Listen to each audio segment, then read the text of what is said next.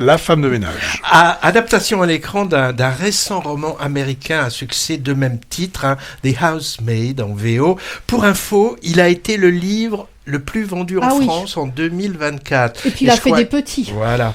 Alors, intrigue à la Hitchcock avec cette femme de ménage. Hein, pour situer, c'est-à-dire thriller psychologique avec retournement de situation, double jeu, manipulation et blonde vénéneuse. Ici, 2 pour le prix d'une. Elles sont dos à dos sur l'affiche avec un trou de serrure au milieu.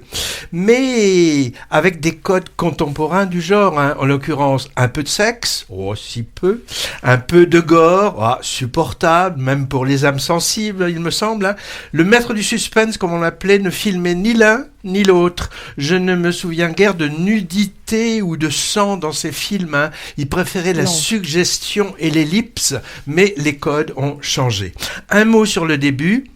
Même si c'est le genre de récit où il faut en dire le moins possible. Bon, ceux et celles qui ont lu le livre risquent d'être moins surpris et viendront sans doute vérifier la qualité de la transposition du texte en images qui bougent. On a Millie. Millie, c'est une jeune femme en quête d'un nouveau départ. Elle rejoint comme employée de maison et babysitter une riche et énigmatique famille de la banlieue new-yorkaise dont la femme et la fille vont avoir un comportement intrigant avec elle. Le mari pourrait peut-être l'aider ou pas, on verra. Suspense avec séduction dangereuse et distillation de secrets à mesure que l'histoire avance. Moi, j'ai plutôt bien marché à ce divertissement, on va dire sans grandes conséquences. C'est vu entre Noël et l'an. Mais en période de fête, je me suis senti moins exigeant et j'ai décidé de faire preuve de mansuétude en ce début d'année où on peut s'autoriser à céder à un petit plaisir coupable quand même. Mansuétude, que c'est beau là aussi comme mot. Alors, problème quand même. Hein. Alors, pas tant au niveau du scénario, assez haletant et bien mené, ménageant de nombreuses surprises. Alors, même si certaines sont légèrement tirées par les cheveux. Alors, je dis ça sous forme de clin d'œil en rapport avec un bizarre moment du film. Hein. Alors, qui a lu, qui a vu ou verra, comprendra. Problème où alors ? Au niveau du casting, j'ai trouvé. J'évoquais Hitchcock tout à l'heure. Mais dans ces films, on trouvait des interprètes qui donnaient un supplément d'âme au récit par leur charme ou par leur charisme. Grace Kelly, Cary Grant, James Stewart. Là, sans être méchant, hein, je dirais que les acteurs principaux ont un charisme d'huître. Je veux bien révéler leur nom.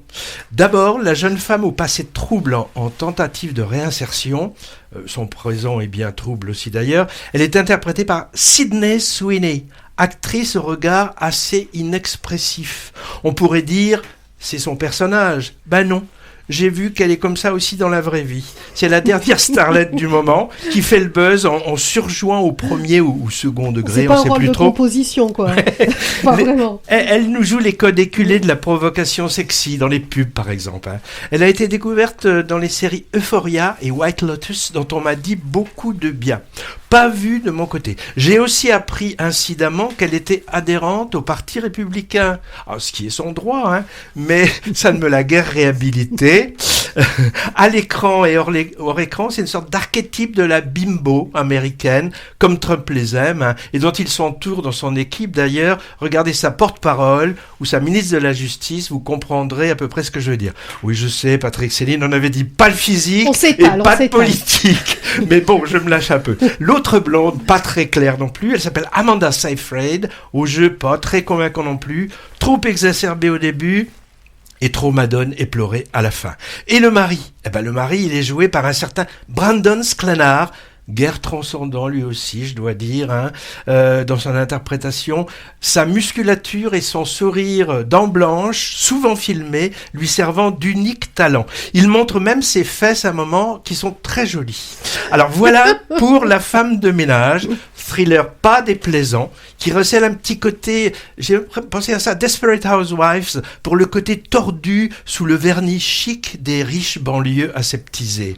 Et le film louche aussi, je dois dire, vers le revenge movie, avec quand même une certaine dose de torture psychologique et physique, limite malaisante parfois. Hein. Mais donc un peu gâché par une interprétation trop morne. Il est signé Paul Feig, il est déjà réalisateur, j'ai vu, d'une douzaine de longs métrages qui ont peu eu les honneurs d'être distribués en France, ce qui fait que je connais pas son travail précédent. Comme le best-seller d'origine comporte déjà plein de suites, si son adaptation marche au box-office, et c'est le cas aux États-Unis, et chez nous aussi, j'ai vu qu'il est déjà à plus d'1 million de spectateurs après une dizaine de jours à l'écran, il va falloir s'attendre à une suite, hein. Why not, mais avec un nouveau casting alors. Ah, c'est Oui. dingue comment tu m'as donné pas envie. Si, si. j'avais Alors- parlé de suspense, tout Non, ça. mais Ah par bah oui. contre, c'est- moi non plus pas du tout envie, tu m'as Tu pas as du tout lu, donné toi, le envie. livre, Mais tu voilà, m'as dit. justement, je veux dire, dans ces cas-là, mais lisez le livre, parce que honnêtement, le style, c'est vraiment pas une affaire de style, hein, ce bouquin, c'est mal écrit. Les twists, on les En retrouve, je revanche, crois. ils sont incroyables. Moi, j'ai eu une chape de plomb tout le long de ma lecture, Ouais. des rebondissements Ouais, c'est ça. continuels. Mais ça, Lisez c'est le livre. transcrit dans Ouais. le film. Mais lisez le livre, vous ne Ok. serez pas déçus.